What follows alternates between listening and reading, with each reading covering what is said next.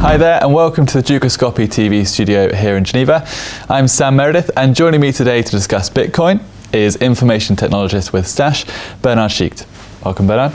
Hello Sam, I appreciate being here tonight. Great, well if we get off to a start on Bitcoin, can you explain to us a little bit about the currency and also can you talk us through how it's created or mined?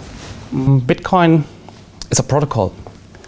It comes from Satoshi Nakamoto, and it's a specification that was made in 2009, and it is similar to the, maybe you heard about FTP, HTTP. It's a protocol, and it goes through the internet like on a, maybe you heard about peer-to-peer network. That means that two computers communicate without a central instance.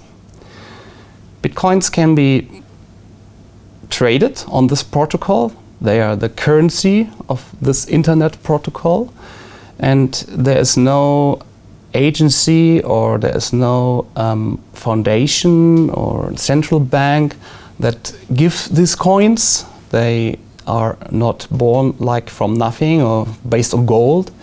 They come by a mining computer program that runs on a server or many servers on a computer farm.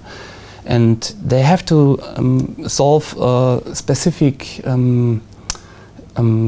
question in computer science, a cryptographic question. And they have to find a solution for this.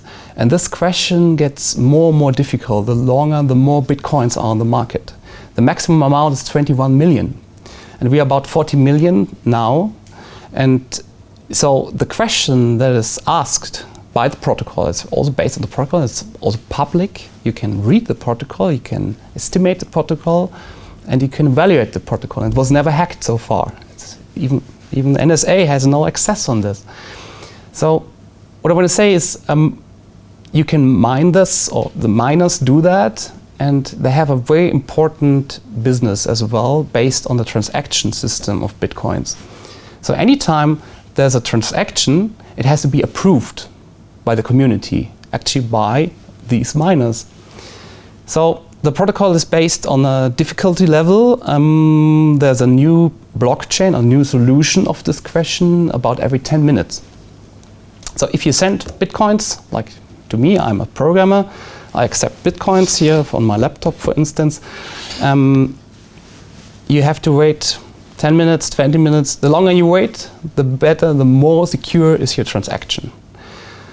So back to the miners, they try, why are they doing this? They get money for each new mined Bitcoin. They get the current exchange rate, it's about 240, 230 euros per Bitcoin or 260, 70 US dollar per Bitcoin. It depends on the market at the moment. And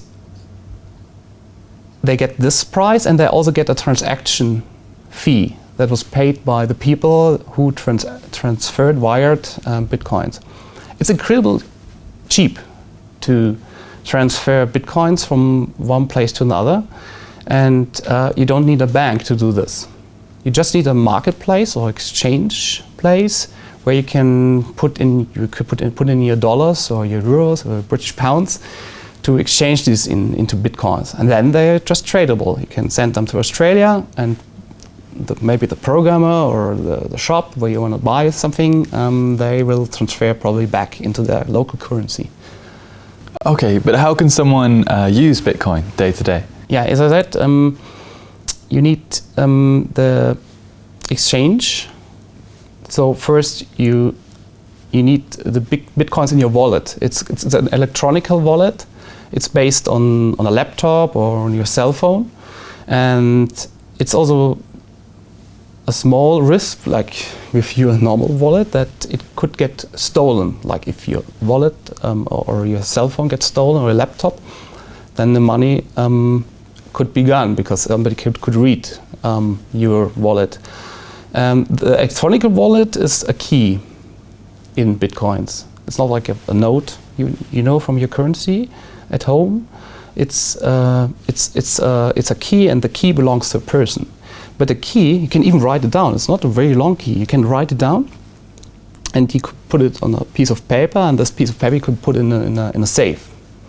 So even if your cell phone gets stolen, you still have the key in your safe on a piece of paper. Hopefully your cell phone is locked, so nobody can read this key, and you can also cryptosize this key, and then it's very safe. So well, if you go if you go shopping, or you go online like Amazon, or you go for PayPal, eBay, you can use your bitcoins to pay for these goods, and yeah, that's based on the price you will get quoted on bitcoins, and then you buy, you get the delivery like a normal currency now. It's almost the same. Right. So how is it possible then that Bitcoin is being talked about as a future of our money?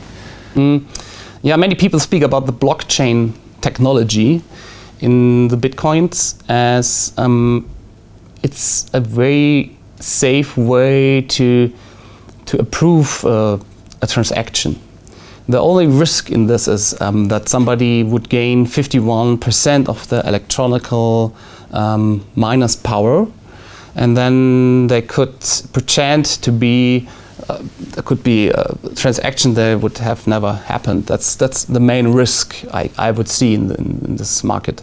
But there are so many Bitcoin miners, and every day there are new and more, because everybody wants to mine Bitcoins. You make money with that. And they are all spread, they're diversified all over the world. So getting 51% is like getting 51% of the internet, and it won't happen. So let's go back to the advantages. You don't need central banks, you don't need high fees to transfer money from here to Uganda, for example, or to Australia. There's no income fee, it's only a small transaction fee you have to pay if you send money to somebody. That is also used, as we said previously, for the miners.